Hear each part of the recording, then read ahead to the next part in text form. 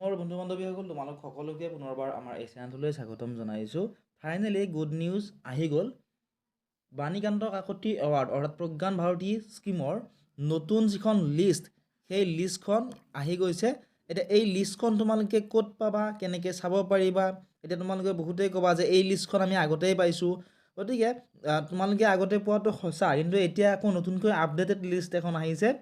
যিসকলৰ ধৰা হায়াৰ ছেকেণ্ডাৰীত প্ৰথমতে নম্বৰ কম পাইছিল, তাৰপিছত যেতিয়া ৰিচেকিং কৰিলে, ৰিচেকিং কৰাৰ পিছত তেওঁলোকৰ নম্বৰটো যেতিয়া বঢ়াৰ পিছত তেওঁলোকৰ নামটো তেতিয়া ইয়াতে এড কৰা নাছিল। গতিকে তেওঁলোকৰ নামটো ইয়াতে তোমালোকে চাব পাৰিবা, বা তোমালোকেও যদি তোমালোকৰ নামটো লিষ্টত আছে নে চাব বিচৰা, তোমালোকে নিজৰ মোবাইলতে ডাউনলোড কৰি ল'ব পাৰিবা।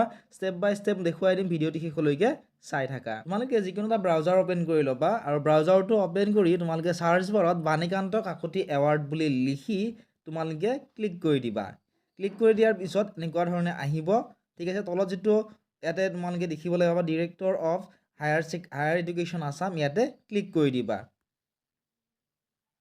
ইয়াতে ক্লিক কৰাৰ পিছত ইয়াতে এনেকুৱা ধৰণে আহিব তলৰ ফালে।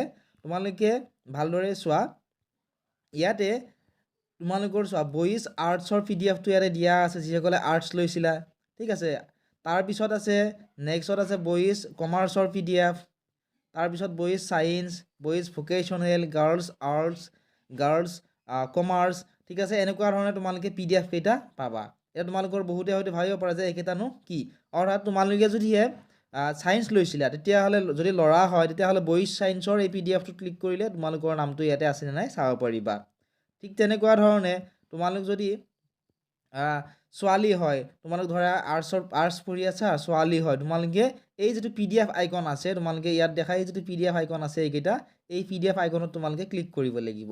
আৰু MBও বহুত বেছি নহয়, কম MB, তোমালোকে ডাউনলোড কৰি নিজে চাব পাৰিবা। ঠিক আছে, ডাউনলোড কৰিবলৈ ইয়াতে তোমালোকে ধৰি লোৱা মোক বইজ আৰ্টছৰ PDF টো লাগে, গতিকে মই ইয়াতে ক্লিক কৰি ইয়াতে এনেদৰে ক্লিক কৰিলে অলপ সময় তোমালোকে ৱেইট কৰিব লাগিব। ৱেইট কৰাৰ পিছত তোমালোকৰ তাত এনেকুৱা ধৰণে লিষ্টখন ধুনীয়াকৈ আহি যাব।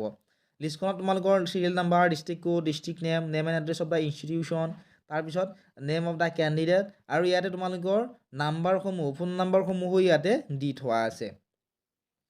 এইখিনিয়ে আছিল আজিৰ এই ভিডিঅ'টিত। যদি ভিডিঅ'টো চাই ভাল পাইছা, ভিডিঅ'টো লাইক কৰি দিয়াৰ লগতে চেনেলটো ছাবস্ক্ৰাইব কৰি দিবলৈ নাপাহৰিবা।